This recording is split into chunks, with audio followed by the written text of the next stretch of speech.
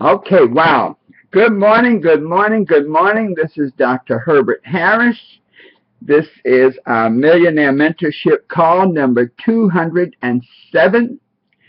And our topic for today is getting out of a rut. Wow. Folks, every time I think about this topic, it just gets my attention because now we're at the midpoint of the year and we're moving on to the next level, and we start and continue our studies. And I just want to remind everybody, of course, that the starting point of all that we do on our classes is, of course, our book, The 12 Universal Laws of Success. And if you don't have one, you definitely need to get one at www.12uls.com. Getting out of a rut is an interesting concept. Our success GPS that guides us on our success journey, that when we go off the trail, it keeps saying recalculating. And when we get in a rut, it's interesting. Sometimes the success GPS doesn't say anything, because it's not that we've gone off the path. It's not that we've gone astray. It's just that we're stuck on the right way. It's very interesting. If you have your GPS and you're in the right direction, but your car is parked, it doesn't say anything. And so being stuck is being in that type of situation where we're not going forward. I like to look at the definition of a rut. And a rut, one definition, it says a long, deep track made by the repeated passage of the wheels of vehicles. And some of the synonyms are a groove, a trough, a ditch. A second definition, though, is a habit or pattern of behavior that has become dull and unproductive, but is hard to change. Synonyms: boring, routine, humdrum existence, dead end. And so if we're stuck in a rut, we may be in that humdrum, dead end position.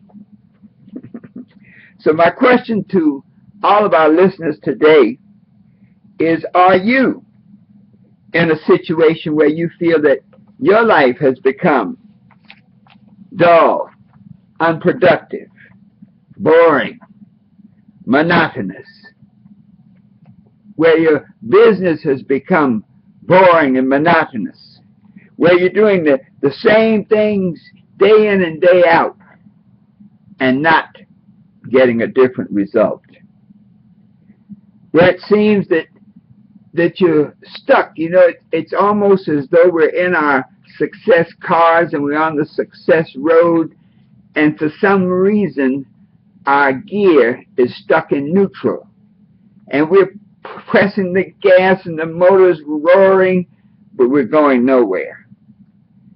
It says sometimes you feel stuck and you can't get out. I think back on that commercial. You remember the one that says, "I've fallen and I can't get up." And at that point, you have to call out to somebody to come help you get up. But interesting, even when you've fallen and you can't get up, you have to call out to get someone to come help you. And so when you're stuck in a rut in your life, you have to call out. You have to do something to get out of a rut. You cannot think out of a rut. You cannot meditate out of a rut. All of those things help, but you have to act out of a rut. You have to do something. So my question is, are you in a rut right now? That rut can be a job. It can be a job you go back and forth every day, hating every moment of it. It's boring. It's monotonous. It does not inspire you. Okay. You know, the interesting thing about being in the rut of a job is that you're working on somebody else's dream. And as long as you're working on somebody else's dream, that means you have accepted somebody else's definition of who you are and your own value. Because believe me, if you're in a rut and you're on a job, they're only going to pay you just enough to keep you from quitting. Wow. Sometimes you get in that rut and you stay there because you say, this is the best that I can do. The rut can be a business. Many of us have gone into business for ourselves, and we've had high hopes that this business was going to change our lives, going to turn our lives around, that this business was going to give us the money and give us the time freedom, the financial independence that we so deeply desire. But yet, it seems no matter what you do, it does not grow, it does not go. That rut may be a relationship. Oh, amen. Okay. A relationship that's become dull, become boring, become monotonous. A relationship that can be painful, can be unfulfilling, can be abusive. We're stuck in that rut. A rut can even be acceptance of mediocrity. Sometimes I hear people say, and I guess I've said it myself, and probably most of us at one time or another have focused on things like, I don't have, I can't do. And so that rut of mediocrity and acceptance, I often think of it a lot like almost like a grave. You just cover yourself up one day at a time. The rut can be past behaviors, unforgiven failures, bad habits. One of the worst ruts you'll ever get in is the rut of waiting for somebody else to change your situation, to fix your life. And so when we look at all of these things, the one thing I think we can all agree on is the rut is not present. It's not pleasant. That the rut can lead to mediocre performance. That the rut is based on acceptance of your present situation. Wow. When you accept that present situation, as long as you accept it, you won't change it. Many of us are in a rut. We may not be sure what it is, but we can certainly be sure that it is. But, you know, everything has a positive side. One of the things about being in a rut, at least, is that you know that you're there. Once you recognize, you know, I'm stuck. That's a powerful realization, because some people are stuck and don't know they're stuck. My aunt used to say, the worst thing that can happen on a job is when someone quits and doesn't tell you. And so the fact that you're realizing that you're in a rut, that you're stuck, is powerful. That's the first step to getting out of that rut. And so we get to this rut by actions or inactions. You know, we are where we are in life because of our decisions and our actions. And so we are in a rut.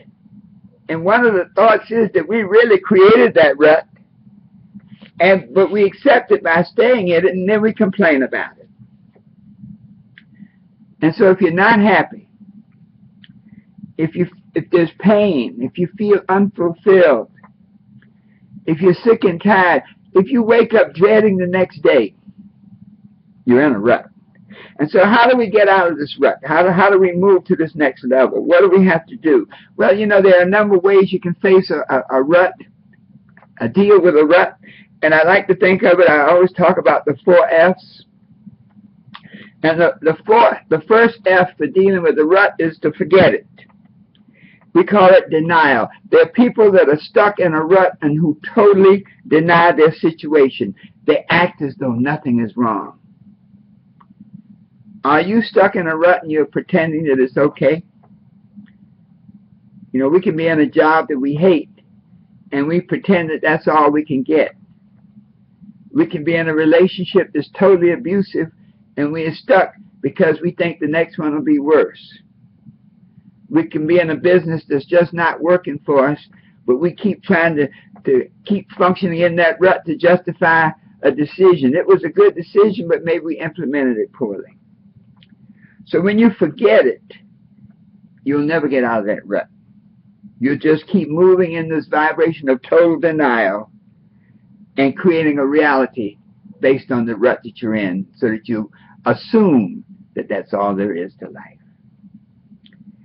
And then you can fight a rut. You know, you can be in a rut, stuck in a situation, and you can fight it by claiming it's somebody else's fault. That I'm stuck in this rut because they won't give me a raise. That I'm stuck in this rut because they wouldn't let me go to school. I'm stuck in this rut because I'm poor, because I'm rich, because I'm tall, because I'm short, because I'm white, I'm black, I'm whatever. That whenever you literally blame other people for your condition, you're fighting the rut that you're in, and when you fight it, you get it. And all you do is perpetuate that rut. And then there are those of us who flee the rut. We flee. We go from job to job. I have some friends, and boy, you look at their resume, if they really wrote down every job they had, it would be impossible to do a one-page resume.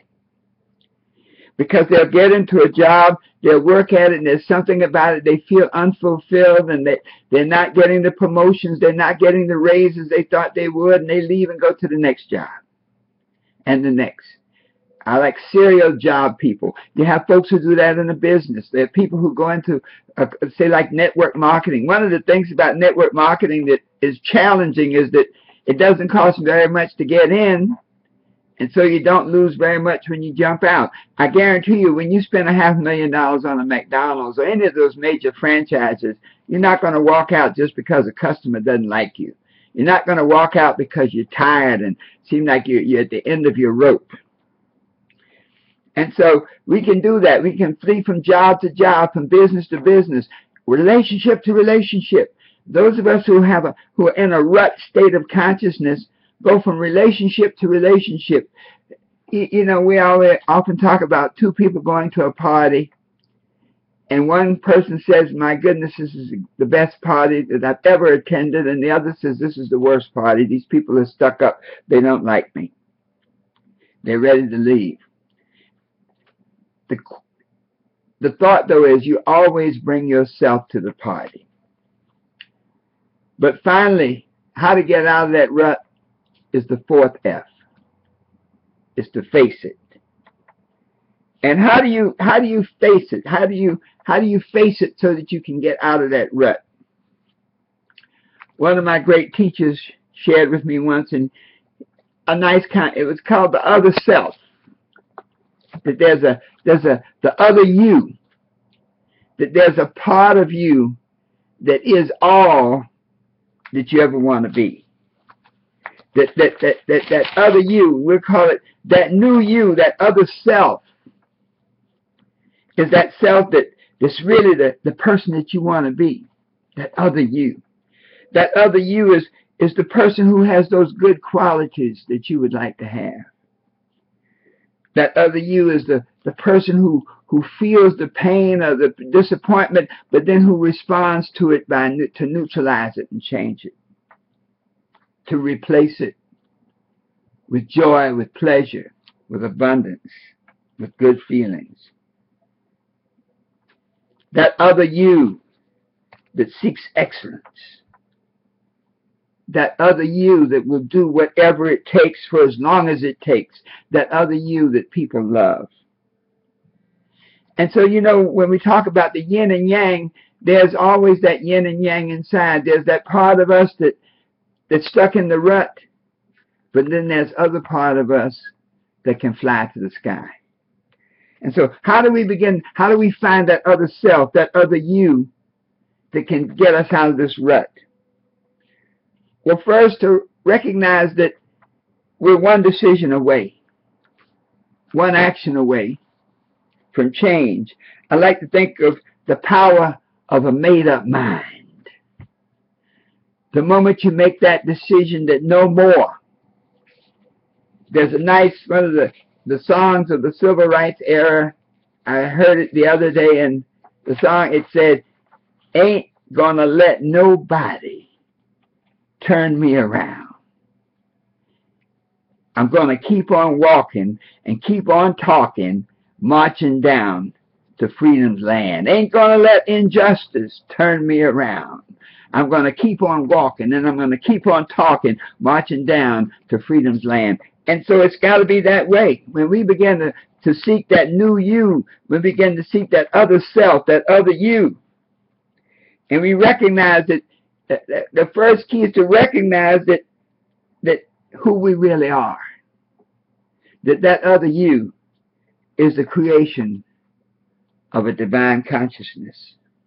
By whatever name you call it, that other you is the creation of an infinite consciousness, a divine consciousness, God, the prime mover. That other you is created for a purpose. But not only that, the other you is created complete. In other words, that other you already has everything you need to get everything you want.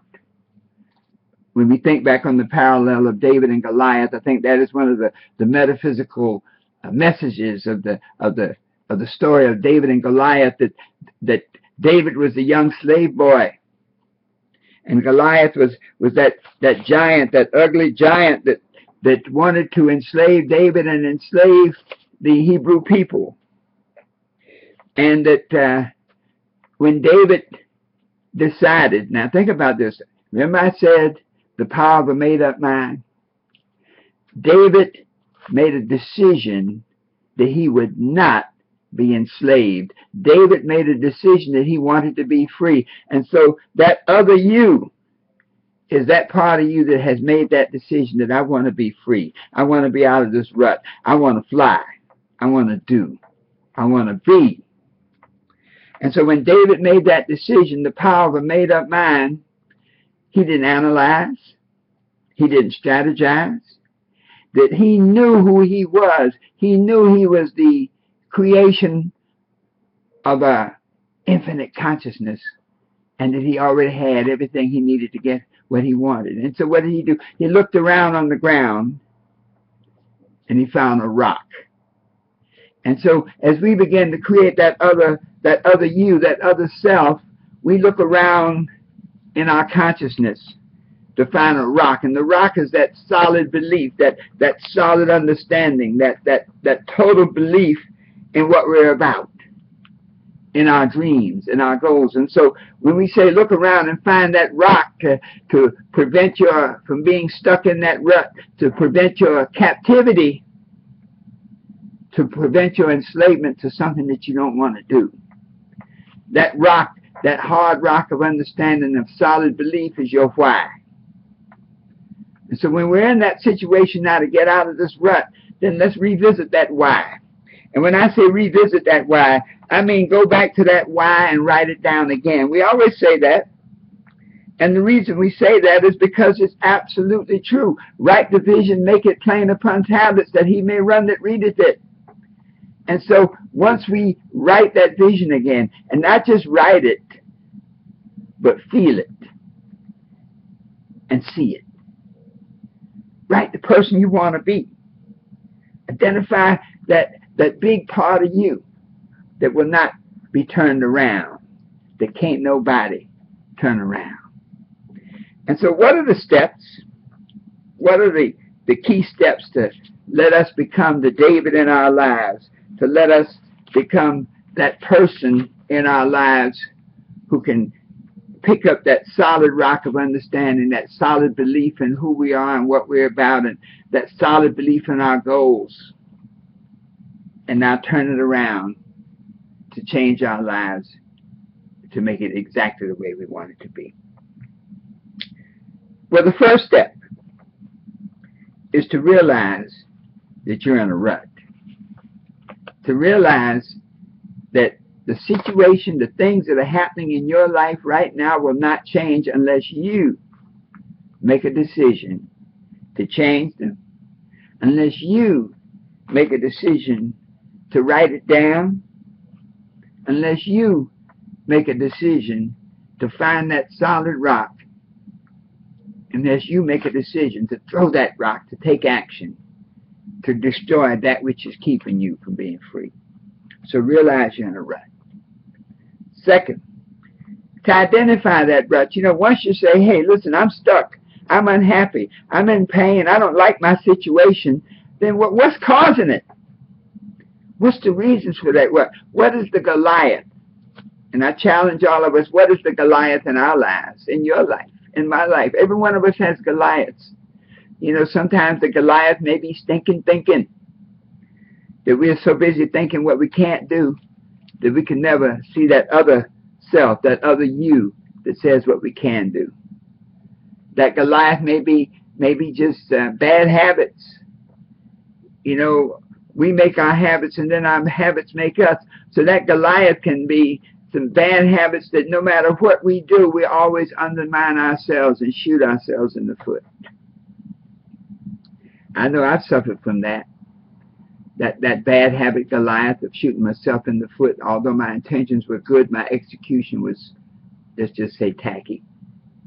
Goliath may be some bad feelings, some negative emotions inside that go back to our very childhood, go back to the moment we were born.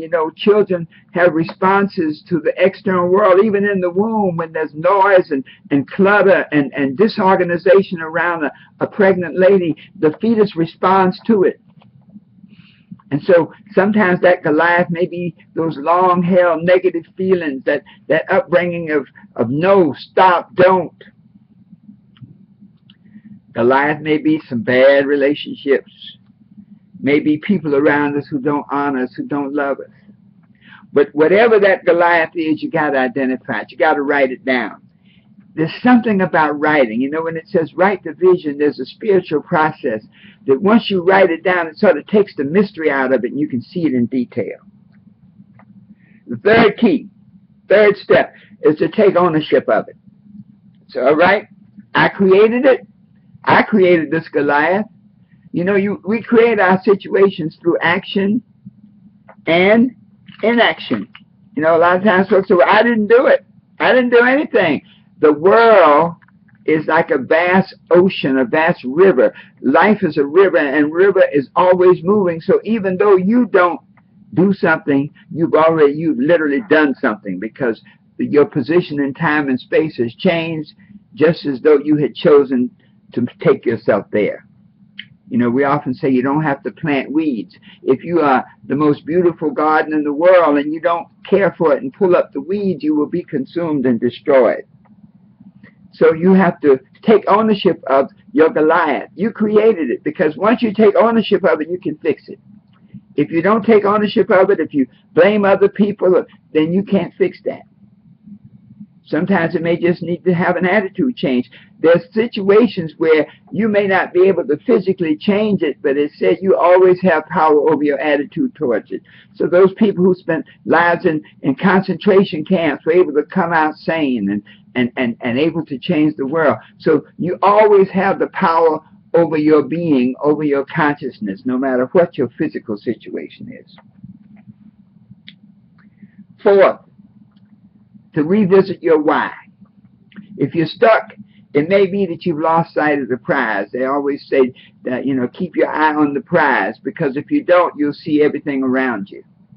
When you're walking through the forest, you can get so enamored with the trees and the beautiful flowers that you lose the path. It happens a lot. We get so enamored with the physical environment in which we're living, we lose the path that we on to our goals, our vision, and our purpose. So revisit our why. Clarify your other self, your big self. Write down exactly that person you want to be. Feel all those things you want to achieve, and then see yourself doing it. That'll help you get unstuck. Number 5, start small. You know, sometimes we'll be stuck in a ditch and we'll want to clear the whole field. No, the first thing you want to do when you're in a ditch is to at least look up. Start small. You know, small victories build your confidence. Small victories lead to great conquests. And so as you're coming out of that rut, to start small. When you start small, you may want to change your routine. Get up a little bit earlier. Read in the morning for a half hour.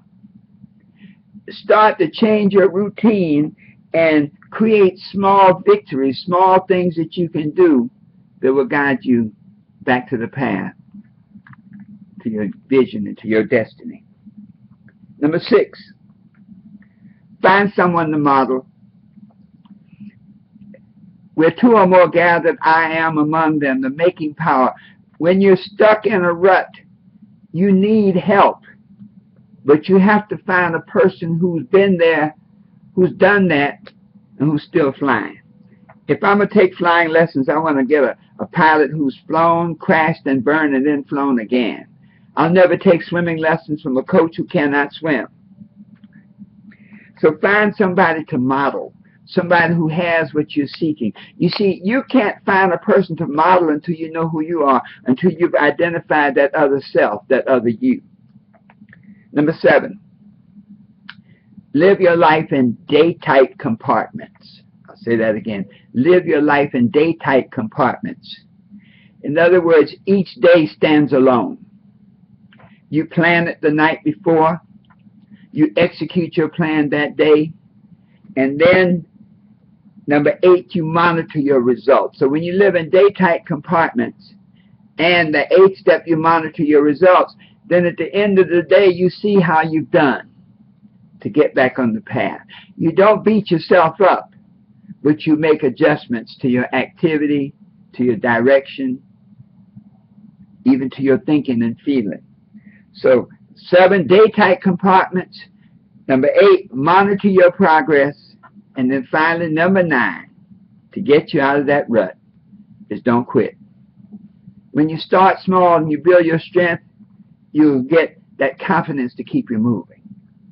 And so, my friends, all of us are in a rut from time to time. But it ain't permanent, and we can fix it. And so remember this. When we, 1, realize we're in a rut.